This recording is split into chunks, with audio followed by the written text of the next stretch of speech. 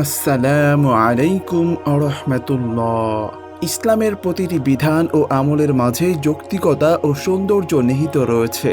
ইসলামে এমন কোনো আমল নেই যা মুসলমানের জন্য পালন করা কষ্টকর। প্রতিটি মুমিন মুসলমানের জন্য ঈমান গ্রহণের পর প্রথম এবং প্রধান ইবাদত নামাজ। নামাজের জন্য কিছু নির্দিষ্ট সময় বেঁধে দেওয়া হয়েছে এবং সে অনুযায়ী যথাসময়ে নামাজ আদায় করাও জরুরি।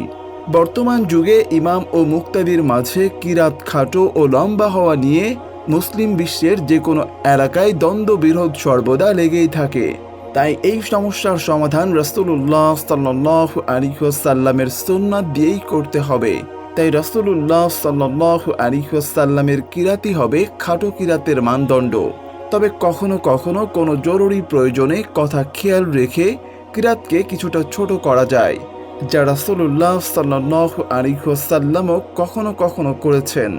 রাসূলুল্লাহ সাল্লাল্লাহু আলাইহি ওয়াসাল্লাম সর্বদা ইমামদেরকে কিরাত খাটো করতেই আদেশ করতেন।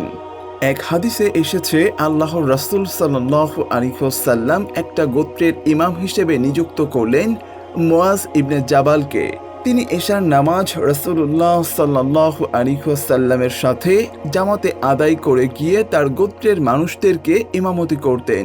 কিন্তু মুআজ ইবনে জাবাল যে এলাকায় ইমামতি করতেন সেখানে অধিকাংশ মুসল্লি ছিলেন কৃষক এবং শ্রমিক পর্যায়ের। তাদের অনেকেই খেজুর বাগানে কাজ করতেন। একদিন উনি এশার নামাজে সূরা বাকারা দিয়ে শুরু করলেন, আর প্রত্যেকেই জানি সূরা বাকারা কোরআনের সবথেকে বড় সূরা। তখন এক সাহাবী সারাদিন কাজ করে এসে দেখলেন সূরা বাকারা দিয়ে নামাজ শুরু করা হয়েছে, কিন্তু সে অতিরিক্ত ক্লান্ত থাকার কারণে নামাজ ছেড়ে দিয়ে মসজিদের এক কর্নারে নিজেই নামাজ আদায় করে নিয়েছেন। তখন আশেপাশের লোকেরা বলতে লাগলো সে মুরতাদ হয়ে গিয়েছে, সে ইমামকে মানতে চাচ্ছে না।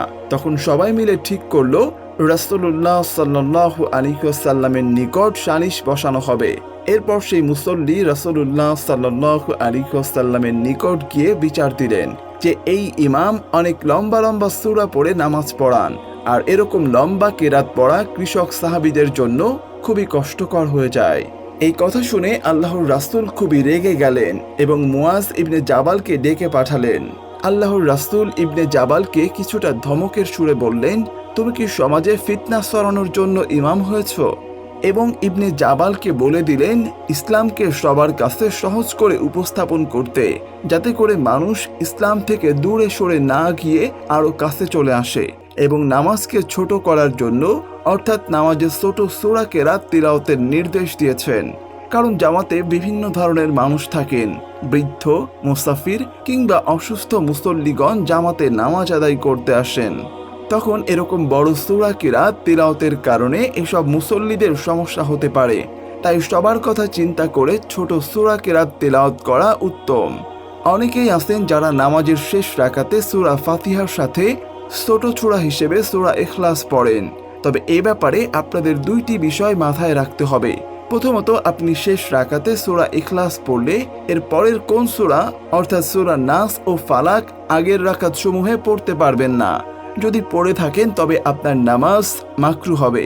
দ্বিতীয়ত, এর আগের রাকাতে এই সূরা থেকে ছোট সূরা বা কম আয়াত পড়তে পারবেন না। তবে যদি কেউ নামাজের প্রথম রাকাতে ভুল করে সূরা নাস পড়ে ফেলেন তবে পুনরায় আবার সূরা নাস পড়ে নামাজ শেষ করবেন। ইচ্ছাকৃতভাবে ধারাবাহিকতা রক্ষা না করে সূরা বা কিরাত পড়া মাকরুহ, তবে অনিচ্ছায় হলে মাকরুহ হবে না। কিরাতের ধারাবাহিকতা রক্ষা করার বিধান শুধু ফরজ নামাজের ক্ষেত্রে, নফলের ক্ষেত্রে এই বিধান প্রযোজ্য নয়। দুরুল মুখতার গ্রন্থে বলা হয়েছে নফল নামাজে ধারাবাহিকতা রক্ষা না করে পড়া মাকরুহ নয়। মাকরুহ হলে শাস্তি পেতে হবে না, তবে এ ধরনের কাজ এড়িয়ে যাওয়া উচিত।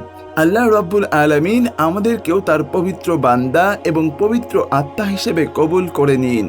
আমাদেরকে নবী করিম সাল্লাল্লাহু আলাইহি ওয়াসাল্লামের দেখানো পথে চলার তৌফিক দান করুন। আমিন।